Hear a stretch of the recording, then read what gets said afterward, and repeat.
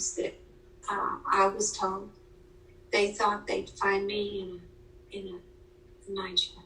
Picher, Oklahoma, a town that was once the world's largest producer of lead and zinc, accounting for 50% of the lead and zinc used in World War I and World War II, was deemed the EPA's first and #1 Superfund site in 1983, deeming Picher the most toxic place in America.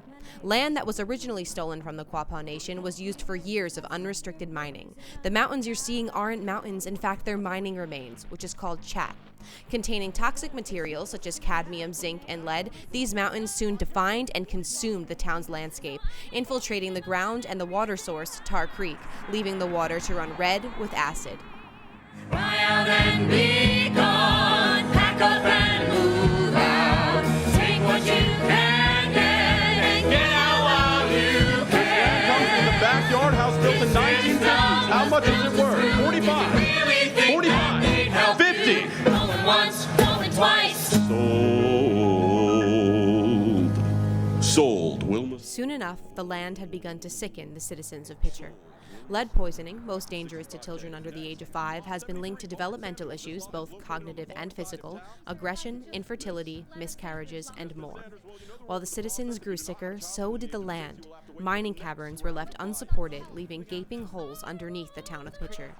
Still today, the risk of subsidence is imminent, as any second, Picher could be swallowed by the earth. Beginning in 2005, a governmental buyout sought to remove and relocate those still living in Picher.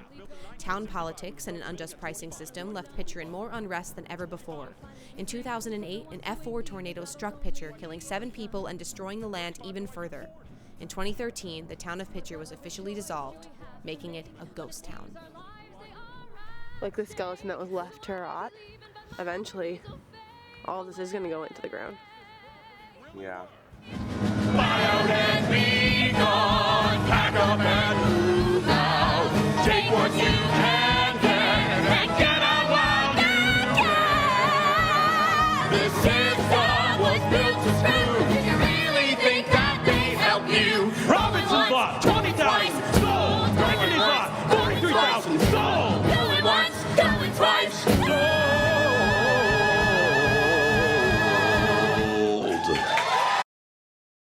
So who's Rebecca Jim? Recognized as the Tar Creek Keeper, Jim began as a school counselor and slowly began to recognize the challenges that faced her students, particularly a girl who had been struggling with obesity. Questioning whether or not she had been lead poisoned, Jim soon found out that the substance her father had taken from the chat piles and put in her sandbox had in fact poisoned her. This was not a sole instance. Well-intentioned parents throughout Picher were unaware of the high lead presence in their town, let alone the damaging effects it would soon have on their children. Beginning the slow yet imperative journey, Jim had the innate reaction to fix this. After a series of smaller events, Tar Creek had been recognized by the EPA, yet the surrounding towns had not been included in the restoration plan. From the beginning, Jim knew the problem was far worse than what anyone could have imagined. We'd been hopping over fences and taking samples and analyzing it, and knew that the same stuff that was poisoning Picher was all over every alley and every schoolyard in town. Because what they need to do is understand that where you're standing, it's going to be, everything they do about cleaning up property and clearing off chat piles, cleaning up the land, is all for nothing if they don't do anything about the subsidence risk. Yeah. So you're just cleaning up before it falls in. So you have to at the same time be doing stabilizing the ground. So there's a way to do that, I think. In 1997, Rebecca Jim founded Lead Agency, a nonprofit environmental organization based out of Miami, Oklahoma, right outside of Picher. Through Lead, Jim has been the one going into homes to test for lead, communicating with children and their families, cleaning Tar Creek with her own hands, and despite setbacks, still remaining hopeful.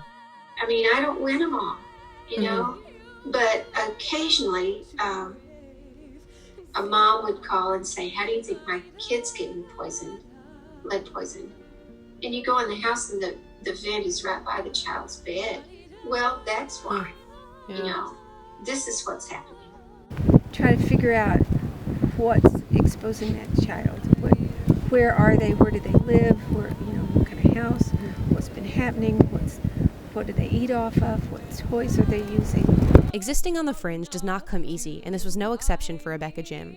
Crossing race and town lines, Jim was an easy target for all of those that believed Picher was just fine. I was afraid of Picher because most of the people there were white. Yeah. And they lived on Indian land that they leased, but they didn't pay the money. And so when the talk of the buyout came, there was a lot of hatred toward Indians at the time. Even with all of the opposition, Jim maintains a respect and love for Picher and its former citizens, stating that she wishes they could have just moved it. Certainly had a love of community, the love of their town that won't ever go away, and I wouldn't want it to. Yeah.